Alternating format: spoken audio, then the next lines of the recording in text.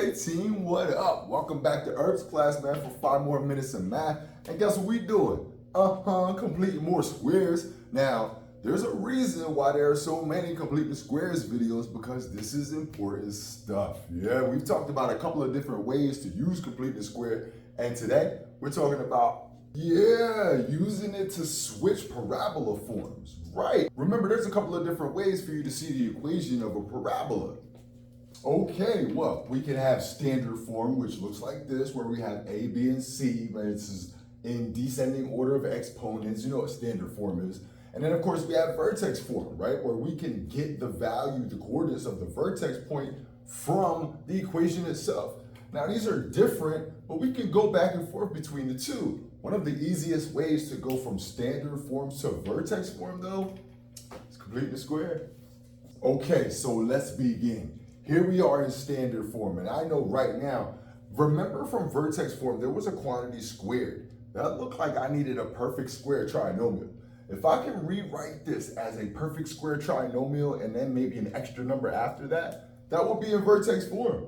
Let's see if we can do that. Is this a perfect square trinomial now? Well, let's check.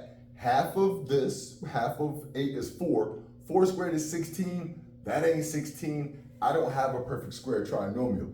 Not yet. Watch the trick.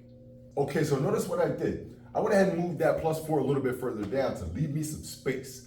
If I knew the number that went here that would complete my square, I could put that number here and then do the opposite of the number here.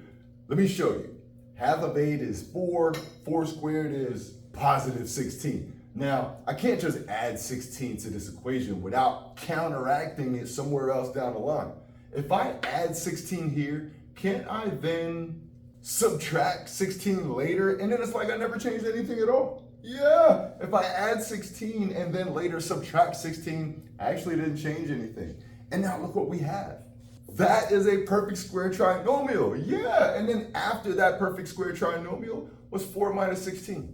Negative 12. And look, I have an equation in vertex form. Yes, and remember the vertex is, you have to switch this sign on the x, and then you use that sign for that number. Yeah, let me show you that one more time. Okay, so I have the equation of a parabola. I have a quadratic equation in standard form. Now, if it was in vertex form, I would have a quantity squared and then another number after that. I can't turn that into a quantity squared because it's not a perfect square trinomial, but I can make it into one. Let's talk about how I can do that. Yeah, make a space for the number that would complete my square.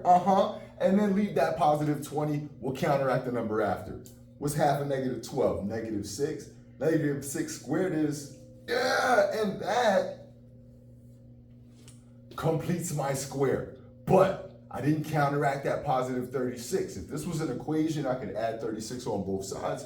But since I'm working on one side of the equation, whatever I add, I have to also subtract. So in effect, I didn't really change anything.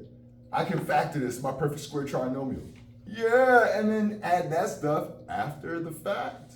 Yeah, because 20 minus 36 is negative 16. And there's my equation in vertex form, and the vertex is at positive 6, negative 16. Now you see what all the fuss was about completing the square? Makes it so much easier.